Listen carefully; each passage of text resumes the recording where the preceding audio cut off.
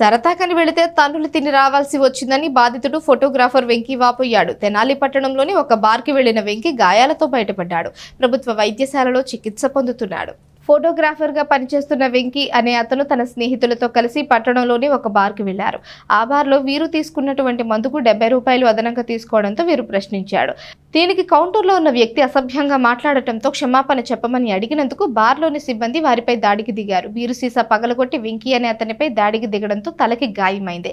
ఆ గాయమైన వెంకీ పోలీసులను ఆశ్రయించడంతో ముందు ప్రభుత్వ ఆసుపత్రిలో వైద్య చికిత్సలు తీసుకోవాలని సూచించారని ఆయన చెప్పారు. తదనంతరం వెంకీ పోలీసులకు ఫిర్యాదు చేశాడు. నా పేరు వెంకీ అండి. నేను స్థానికంగా తెనాలి కొత్తపేటకి చెందిన వ్యక్తిని. సాయంత్రం సరదాగా గడుగుదామని చెప్పి టానిక్ బార్కి వెళ్ళాము.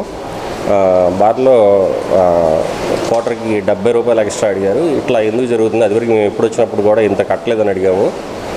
దాంతో కౌంటర్లో ఉన్న వ్యక్తి అసభ్యంగా మాట్లాడాడు. మీరు ఎందుకు ఇట్లా అసభ్యంగా మాట్లాడుతున్నారని చెప్పి మీరు అసభ్యంగా మాట్లాడినందుకు క్షమాపణ చెప్పమని అడిగాము. క్షమాపణ చెప్పమని అడిగినందుకు బాధ సిబ్బంది మొత్తం ఏకమయ్యి ఆయన ఎవరో ఓనర్ అని వచ్చారు. వాళ్ళు ఎవరో కూడా మాకు తెలీదు. అందరు కలిసి మూకుమ్మడిగా ఒక 20-30 మంది కలిసి మేము ఒక 4 ఉన్నాము. మా మీదకి దాడికి దిగారు.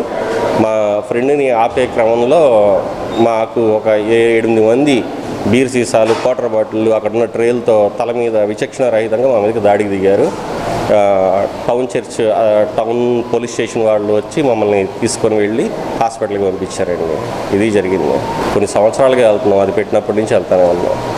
ఇలా ఎప్పుడు జరగలేదు.